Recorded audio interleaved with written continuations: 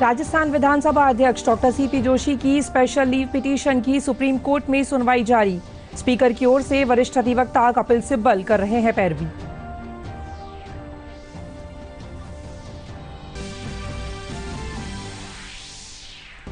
मुख्यमंत्री अशोक गहलोत ने प्रदेश में कोरोना के हालात को लेकर की समीक्षा बैठक। अधिकारियों से कहा, राजनीतिक चिंता छोड़ें, काम करें। प्रदेश में आज 339 नए संक्रमित मरीज आए सामने।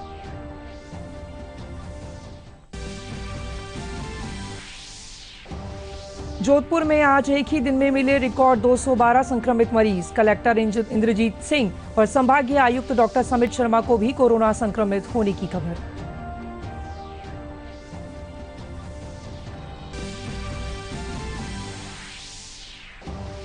प्रवर्तन निदेशालय की कार्रवाई को कांग्रेस ने बताया राजनीतिक प्रेरित। कल जोधपुर में खाद बीज कारोबारी अग्रसेन के ठिकानों पर की गई थी छापेमारी।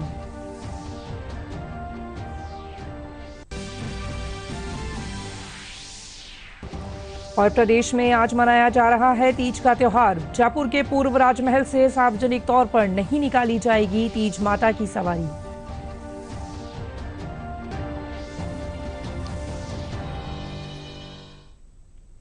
नमस्कार, दूरदर्शन समाचार में आपका स्वागत है। मैं हूं मोनिका पालीवाल और आइए अब देखते हैं समाचार विस्तार से। विधानसभा अध्यक्ष डॉक्टर सीपी जोशी की सुप्रीम कोर्ट में दाखिल स्पेशल लीव पिटीशन पर आज सुप्रीम कोर्ट में सुनवाई की जा रही है। स्पीकर की ओर से वरिष्ठ अधिवक्ता कपिल सिब्बल पैरवी कर रहे हैं। वहीं पायलट खेमे की ओर से वरिष्ठ अधिवक्ता हरीश साल्वे पक्ष रख रहे हैं।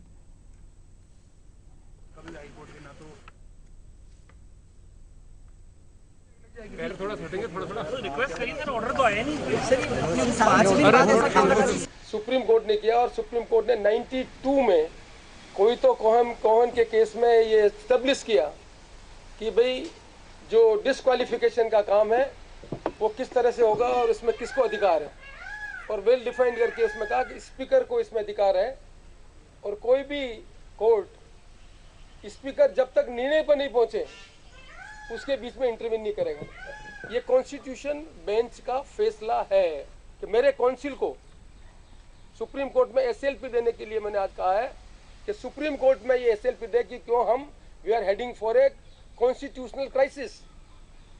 ये रोल डिफाइन है स्पीकर की और कॉन्स्टिट्यूशन में वो ऑथोरिटी है। ऑथोरिटी अपने रोल को कैसे डिस्चार्ज करें ये वेल डिफाइन है। उस वेल डिफाइन को अंतर्गत यदि सरकमवेंट करके अपने लक्ष्य को प्राप्त करने के लिए कोई निर्णय होता है तो ये उस ऑथोरिटी को डिमिनिश कमजोर करने का काम है। मुख्यमंत्री अशोक गहलोत ने कहा है कि प्रदेश में अभी तक कोरोना प्रबंधन की व्यवस्थाएं सर्वोत्तम रही हैं और परिणाम सर्वश्रेष्ठ रहे हैं। कोरोना से जंग के विभिन्न पैरामीटर पर राजस्थान देश का अग्रणी राज्यों में है। मुख्यमंत्री कल अपने आवास पर कोरोना संक्रमण की स्थिति और नियंत्रण उपायों पर वीडियो कॉन्फ्रेंसिंग के जरिए समीक्षा कर रहे थे। उन्होंने कहा कि कोरोना संक्रमण को नियंत्रण में रखना हमारी सर्वोच्च प्राथमिकता है। वीसी में मौजूद चिकित्सकों और प्रशासनिक अधिकारियों से उन्होंने आह्वान किया कि राजनीतिक परिदृश्य की चिंता किए बिना वे कोरोना की रोकथाम के पूरे प्रयास करें। प्रदेश में कोरोना संक्रमितों का ग्राफ लगातार बढ़ता जा रहा है। आज 339 नए पॉजिटिव मरीज सामने आने के बाद कुल संक्रमित मरीजों की संख्या 32,673 हो गई है। इनमें से 23,498 संक्रमित स्वस्थ हो चुके हैं। साथ ही 22,598 को अस्पतालों से छुट्टी मिल चुकी है। एक्टिव केस 8,587 शेष बचे हैं। चिकित्सा एवं स्वास्थ्य विभाग द्वारा जारी आंकड़ों के अनुसार आज सबसे ज्यादा जोधपुर में 105 मरीज मिले हैं। इसके अलावा अलवर में 92, जयपुर में 51, कोटा में 41, अजमेर में 30, बारां में 10, बांसवाड़ा में 3, दौसा, गंगानगर, झालावाड़ और झुंझुनू में एक पॉजिटिव मिला है। वहीं आज 5 और मौत के बाद इस महामारी से मरने वालों की संख्या भी 588 पहुंच गई है। जोधपुर में आज एक ही दिन में रिकॉर्ड 212 संक्रमित मिलने से प्रशासन के हाथ पांव फूल गए हैं। बीते 8 दिनों में जिले में 1000 से ज्यादा कोरोना संक्रमित मिल चुके हैं। यहां जिला प्रशासन खुद संक्रमण की चपेट में आ गया है।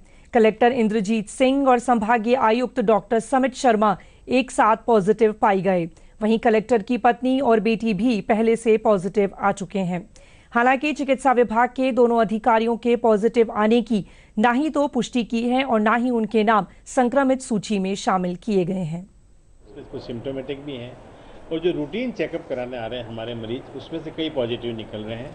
कुछ हमारे यहाँ काम करने वाले रेजिडेंट चिकित्सक, नर्सिंग स्टाफ भी पॉजिटिव आए। हम उनकी सुरक्षा का पूरा ध्यान रखने हमने सैनिटाइजर की और स्पीड बढ़ा दी है ताकि हमारे किसी स्टाफ को कोई तकलीफ नहीं हो। और जो भी स्टाफ पॉजिटिव आता है हम सरकार की गाइडलाइन के अनुसार उनको क्वारंटाइन कराते हैं। बाद में कुछ दिनों बाद जो भी नियमानुसार उसका हम वापस टेस्ट कराने के बाद जब नेगेटिव होता है तो ही उसको ड्यूटी पे लेते हैं, नहीं तो वो होम क्वारंटाइन में रहता है। जो होम क्वारंटाइन में नहीं रहना चाहता है उसको हम एडमिट भी कर देते हैं। अगर सिम्टोमेटिक है तो हमारे जनाना विंग में या गांधी अस्पताल में जहाँ भी कोरोना से ग्रसित वार्ड है हम उसको वहाँ पर भर्ती कर देते हैं। हमारे अस्पताल में कोरोना के जो ग्रसित है सिर्फ गर्भवती महिलाएं भर्ती हो रही है। एमसीएच बिल्डिंग में अभी वर्तमान में करीब 12 महिलाएं भर्ती है, या तो जिनका सिजेरियन होने वाला है या हो गया या नॉर्मल डिलीवरी हुई है और वो पॉजिटिव है। हमारे एमडीएम हॉस्पिटल के अंदर नर्सिंग कर्मी जो कोविड के अंदर ड्यूटी कर रहे हैं उनको 7 दिन की ड्यूटी करवाते हैं और 7 दिन का उनका क्वारंटाइन करवाते हैं। क्वारंटाइन के बाद में उसका कोविड टेस्ट करवाते हैं। जब उनका नेगेटिव आते हैं वापस अपने ड्यूटी पर आ जाते हैं। राज्यसभा के सभापति एम वेंकैया नायडू ने कल नई दिल्ली में राज्यसभा के लिए राजस्थान से नवनिर्वाचित सदस्य केसी वेणुगोपाल, राजेंद्र गहलोत और नीरज डांगी को पद एवं गोपनीयता की शपथ दिलाई। कोरोना महामारी के कारण अंतर सत्र के दौरान शपथ ग्रहण समारोह राज्यसभा में आयोजित किया गया। समारोह में सभापति ने विभिन्न राज्यों से निर्वाचित होकर आए 61 सदस्यों में से 45 को पद एवं गोपनीयता की शपथ दिलाई। मुख्यमंत्री अशोक गहलोत की ओर से प्रधानमंत्री नरेंद्र मोदी को लिखे गए शिकायती पत्र के बाद भाजपा प्रदेशाध्यक्ष डॉक्टर सतीश पूनिया ने प्रदेशवासियों के नाम एक पत्र लिखकर प्रतिक्रिया दी है। उन्होंने कहा कि प्रदेश में सरकार की अस्थिरता और अराजकता की जिम्मेदार कांग्रेस पार्टी स्वयं है और मुख्यमंत्री और उनकी पार्टी के जिम्मेदार लोग बिना वजह भाजपा को आरोपित कर रहे हैं। विगत 13 दिनों से राजस्थान की सरकार 5 सितारा बाड़े में बंधक है। विधायक और मंत्रियों को राजस्थान की जनता ढूंढ रही है। मुख्यमंत्री की भाषा को आपने सुना होगा किस कदर विचलित हुए, और आज माननीय प्रधानमंत्री जी को एक पत्र जो मुख्यमंत्री जी के द्वारा लिखा गया वो स्पष्ट संकेत करता है कि सरकार अल्पमत में आ चुकी है और इसी कारण बिना वजह वो माननीय प्रधानमंत्री जी, माननीय गृह मंत्री जी और भारतीय जनता पार्टी के नेताओं को आरोपित करते हैं। भूल जाते हैं नैतिकता और लोकतंत्र की दुहाई देने वाले माननीय मुख्यमंत्री जी आपातकाल उन्हीं की पार्टी की देन थी। इस देश में 93 बार 356 का दुरुपयोग आपके समय हुआ। चुनी हुई लोकतांत्रिक सरकारों को बर्खास्त किया गया और इसी तरीके से विगत दिनों जो घटनाक्रम हुए, चाहे कर्नाटक में हुआ हो 2018 में या अभी वर्तमान में महाराष्ट्र में, आपने जनादेश का अपमान करते हुए एक अवसरवादी और अपवित्र गठबंधन को संरक्षण दिया सत्ता के इसी लोभ और लालच के कारण। आज आपकी अपनी लड़ाई जब सड़कों पर आई और आपको शासन और सत्ता जाती भी दिखी तो आपने भारतीय जनता पार्टी के नेताओं पर षड्यंत्र पूर्वक एक सुनियोजित साजिश रची। मैं आपके पत्र का जवाब लेकिन मैं जनता के दरबार में भेज रहा हूं। फैसला जनता करेगी, लेकिन हकीकत राजस्थान की जनता जान चुकी है। कोरोना के ऐसे संक्रमण के समय में बहुत सारे ऐसे मुद्दे थे, लेकिन हमने पूछा कि बाड़े से बाहर कब आएगी सरकार। यह संवैधानिक संकट आपकी देन है, आपकी पार्टी के अंतर्कलह की देन है, आपके आला कमान की कमजोरी की देन है। जोधपुर में कल खाद बीज व्यापारी और मुख्यमंत्री अशोक गहलोत के रिश्तेदार अग्रसेन गहलोत के आवास और ठिकानों पर हुई प्रवर्तन निदेशालय की कार्रवाई को कांग्रेस ने दबाव की कार्रवाई बताया है। ईडी ने 2009 के जिस मामले में यह कार्रवाई की है उसमें कस्टम ने 5 करोड़ 45 लाख का जुर्माना लगाया था, जिस पर कोर्ट की ओर से स्टे लिया गया था। मामले में अग्रसेन गहलोत का कहना है कि ईडी के जरिए कार्रवाई कर कांग्रेस पर दबाव बनाने की कोशिश की जा रही है।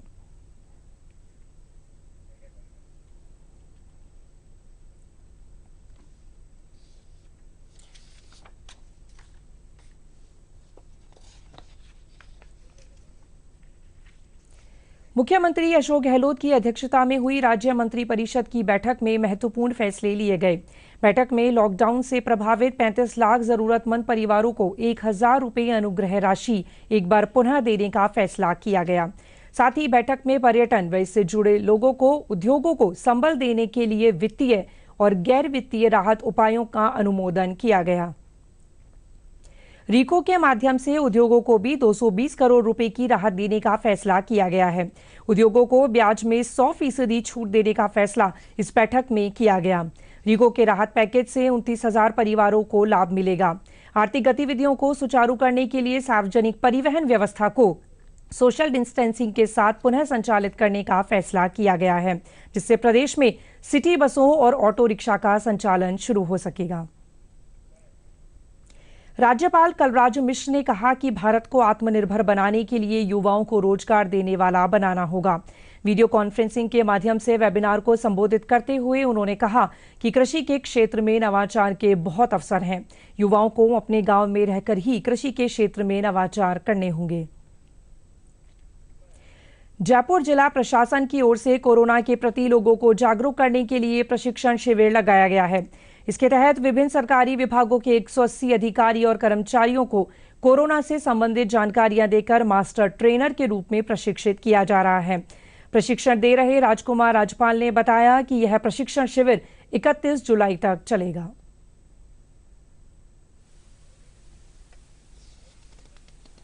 जिला प्रशासन के द्वारा माननीय कलेक्टर महोदय ने यहाँ पर एक कोरोना अवेयरनेस को लेकर प्रदर्शनी का भी आयोजन किया हुआ है और इस प्रदर्शनी में जितने भी सरकारी डिपार्टमेंट्स हैं, सरकारी विभाग हैं, उनमें अधिकारियों और कर्मचारियों को मास्टर ट्रेनर के रूप में प्रशिक्षित किया जा रहा है कोरोना जागरूकता को लेकर, कि वो फिर कोरोना जागरूकता के लिए अपने अपने डिपार्टमेंट्स में जाकर वहाँ पर जो अधिकारी और कर्मचारी हैं उनको प्रशिक्षण देंगे।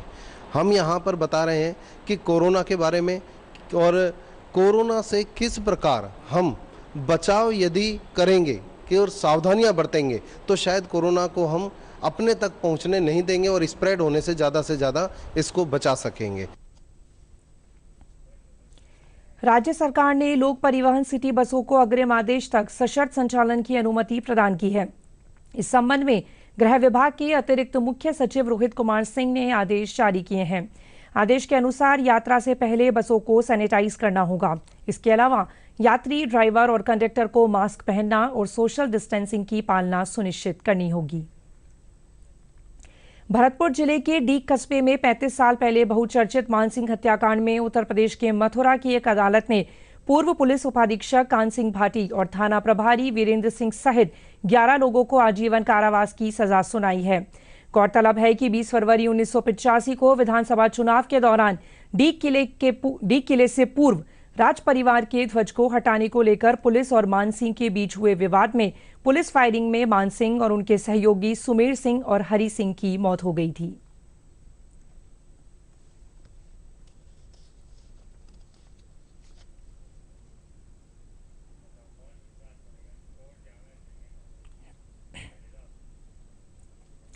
वन विभाग और जिला पर्यावरण समिति के संयुक्त तत्वावधान में भरतपुर के महाराजा सूरजमल ब्रज विश्वविद्यालय में 71वां जिला स्तरीय वन महोत्सव का आयोजन किया गया।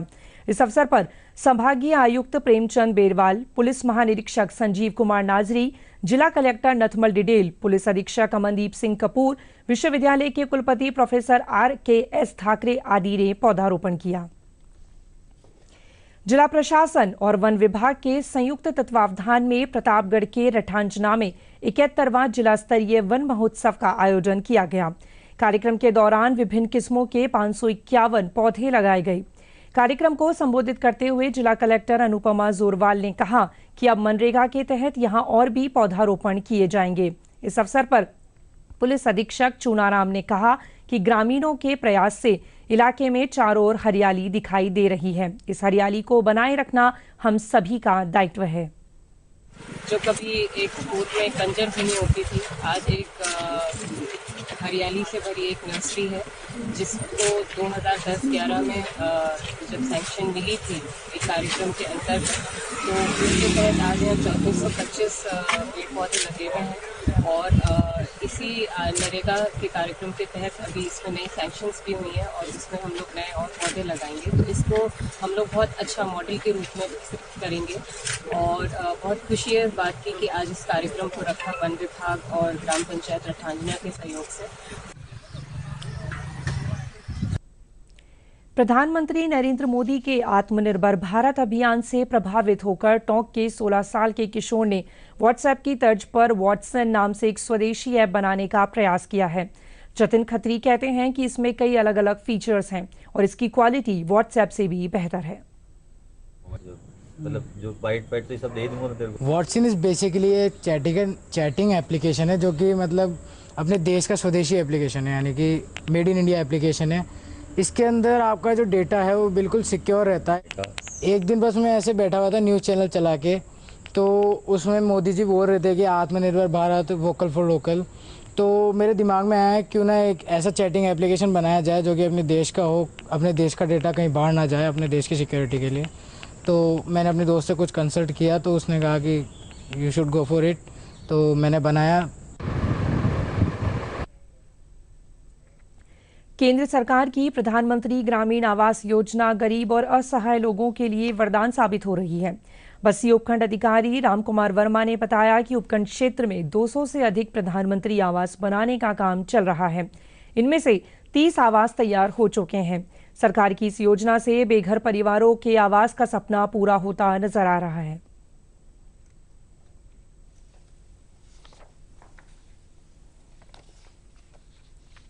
प्रधानमंत्री योजना के तहत मुझे 1,20,000 रुपये मिले हैं। इस मकान में मैं और मेरे बच्चे आराम से रह सकते हैं।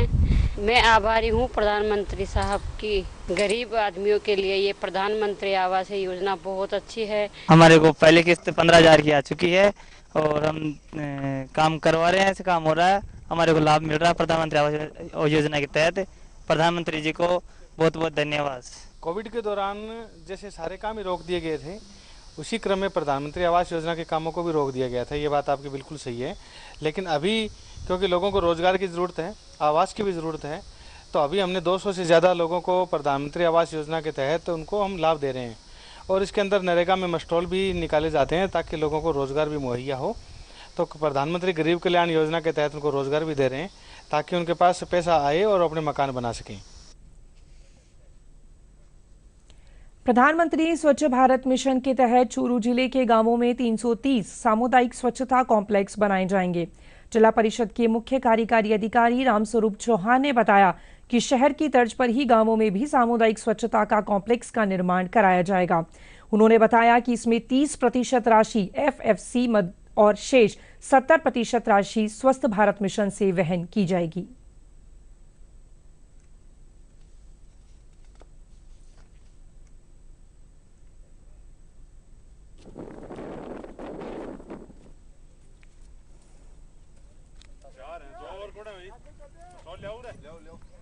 आपने कितने पौधे लिए? स्वच्छ भारत मिशन का द्वितीय फेज में सरकार की ओर से चूरू जिले को कुल 330 सामुदायिक शौचालय के लक्ष्य प्राप्त हुए हैं। इन लक्ष्यों को हमने पंचायत समिति वाइज डिवाइड कर दिया है। 330 जो शौचालय बने हैं वो इनकी प्रत्येक की लागत 3 लाख रुपए होगी। इनका मुख्य उद्देश्य ये था कि जहाँ स्वच्छ भारत मिशन के तहत अभी भी यदि कहीं सार्वजनिक रूप से सुविधाएं उपलब्ध नहीं है, ऐसी जगह इन शौचालयों का निर्माण किया जाए। प्रधानमंत्री स्वच्छ भारत मिशन के अंतर्गत सामुदायिक कॉम्प्लेक्स योजना जो चलाई गई है, उसके अंदर गांव में जो स्वस्थ कॉम्प्लेक्स बनेंगे उससे गांव में लाभ होगा। गरीब परिवार जो वंचित रह गए हैं उनको शौचालय दिए जाएंगे और जो गांव में गंदगी है वो पूर्ण रूप से सफाई होगी, जिससे गांव स्वच्छ होगा और किसी भी प्रकार की बीमारियां नहीं फैलेंगी। स्वच्छ भारत मिशन के तहत जो सामुदायिक स्वच्छता कॉम्प्लेक्स जो बनाए जा रहे हैं वो ग्रामीण इलाकों के लिए काफ़ी लाभदायक सिद्ध होंगे, क्योंकि गरीब तबके के लोग जो रहते हैं उनके टॉयलेट वगैरह की व्यवस्था नहीं है, उन लोगों के लिए काफ़ी काम आएंगे और उससे स्वच्छता बनी रहेगी। जो स्वच्छ भारत मिशन कॉम्प्लेक्स बनाए जा रहे हैं वो गाँव के लिए बहुत ही बढ़िया है। तो इससे लोगों को खूब फायदा मिलेगा। गरीब तत्व के लोग हैं, उनके जो नहीं बने हैं लेटरिन बाथरूम, उनके लिए यह बहुत ही बड़ा लाभदायक चीज़ है। वो उसमें भ्रष्टाचार निरोधक ब्यूरो की टीम ने झालावाड़ में एक बड़ी कार्रवाई करते हुए सहकारी बैंक के 3 अधिकारियों को 15,000 रुपए की रिश्वत लेते रंगे हाथों गिरफ्तार किया है। एसीबी के अतिरिक्त पुलिस अधीक्षक भवानी शंकर मीणा ने बताया कि आरोपियों ने केसीसी ऋण मंजूर करने की एवज में यह राशि मांगी थी। 15,000 रुपए की राशि ये प्रमोद जो था, ये खुद तो चला गया था और इसके चैम्बर में मौजूद था रामबाबू शर्मा, वो भी व्यवस्थापक है। उससे इसने लेकर के और बैंक मैनेजर के हाथ से उसमें बरामद किया है। इसकी बाएं हाथ की मुट्ठी से जो 15,000 रुपये वो बरामद किए हैं और वह पैसे पहले इसने रामबाबू व्यवस्थापक जो है अपने बड़ाई का रहने वाला है और नानौर ग्राम सेवा सहकारी समिति में है, उसको दिलवाए। दोनों के हाथों का हमने दोगन करवाया है। दोनों का हाथों का कलर जो है गुलाबी हो गया है। पैसे इससे बरामद कर लिए हैं। तीनों हमारी कस्टडी में है। तीनों को गिरफ्तार कर लिया है। राजस्थान की छोटी काशी जयपुर में परंपरागत रूप से निकलने वाली तीज माता की सवारी पर भी इस बार कोरोना का असर देखने को मिल रहा है। पूर्व राज परिवार की ओर से चंद्रमहल से निकलने वाली यह सवारी इस बार सार्वजनिक तौर पर परकोटा के बाजारों से नहीं निकाली जाएगी। तीज की सवारी चंद्रमहल में ही औपचारिक तौर पर निकाली जाएगी। आज और कल दोनों दिन सिटी पैलेस में ही सूक्ष्म स्तर पर तीज माता के पूजा के आयोजन होंगे। राजधानी जयपुर के बाजारों में तीज त्योहार के चलते मिठाई की दुकानों पर खरीदारों की भीड़ देखी जा रही है। यहां पर कोटा क्षेत्र में लोग जयपुर के प्रसिद्ध घेवर खरीदते दिखे। दुकानदारों का कहना है कि त्योहार के चलते पिछले कुछ दिनों से मिठाई की बिक्री में कुछ बढ़ोतरी हुई है। हालांकि उनका यह भी कहना है कि पिछले साल की तुलना में इस बार कोरोना संक्रमण के चलते घेवर की बिक्री में 30 से 40% की गिरावट है।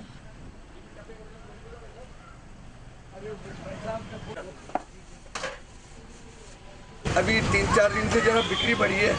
लोग बाग है ना, जो कोरोना की वजह से डरते हुए लेते हैं, उनको ये रहता है कल को एक तो भीड़ नहीं है और आराम से दे रहे हैं।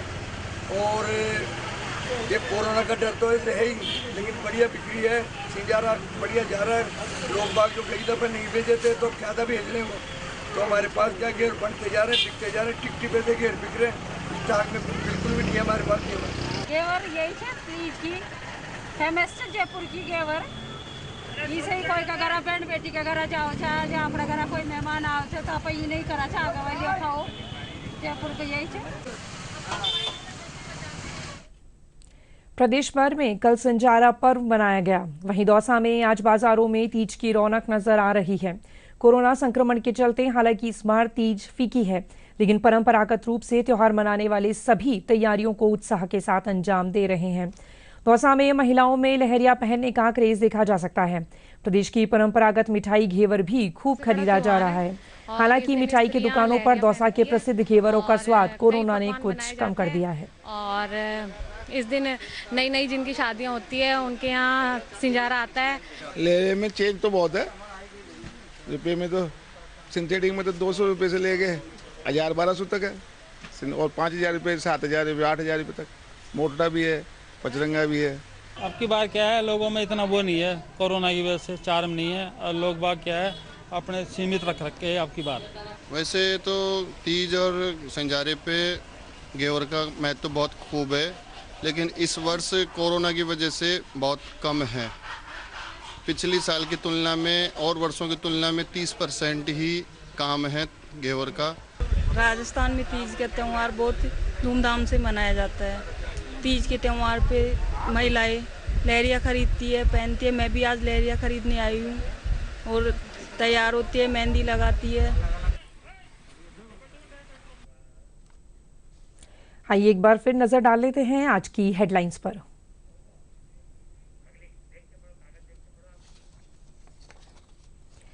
राजस्थान विधानसभा अध्यक्ष डॉक्टर सीपी जोशी की स्पेशल लीव पिटीशन की सुप्रीम कोर्ट में सुनवाई जारी। स्पीकर की ओर से वरिष्ठ अधिवक्ता कपिल सिब्बल कर रहे हैं पैरवी। मुख्यमंत्री अशोक गहलोत ने प्रदेश में कोरोना के हालात को लेकर की समीक्षा बैठक। आइए एक बार फिर नजर डालते हैं आज के मुख्य समाचारों पर। राजस्थान विधानसभा अध्यक्ष डॉक्टर सीपी जोशी की स्पेशल लीव पिटीशन की सुप्रीम कोर्ट में सुनवाई जारी। स्पीकर की ओर से वरिष्ठ अधिवक्ता कपिल सिब्बल कर रहे हैं पैरवी।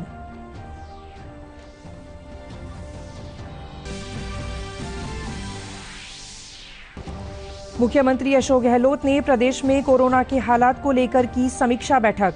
अधिकारियों ने कहा, राजनीतिक चिंता छोड़ें, काम करें। प्रदेश में आज 339 नए संक्रमित मरीज आए सामने।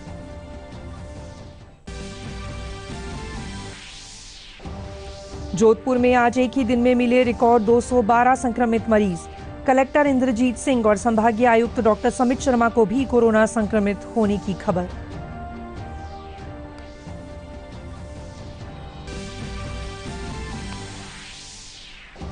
प्रवर्तन निदेशालय की कार्रवाई को कांग्रेस ने बताया राजनीति प्रेरित। कल जोधपुर में खाद बीज कारोबारी अग्रसेन के ठिकानों पर की गई थी छापेमारी।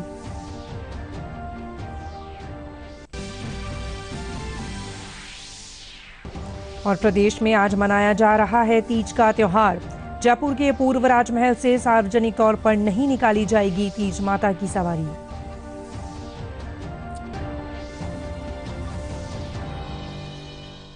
इसी के साथ आज का ये बुलेटिन यहीं पर समाप्त होता है। नमस्कार।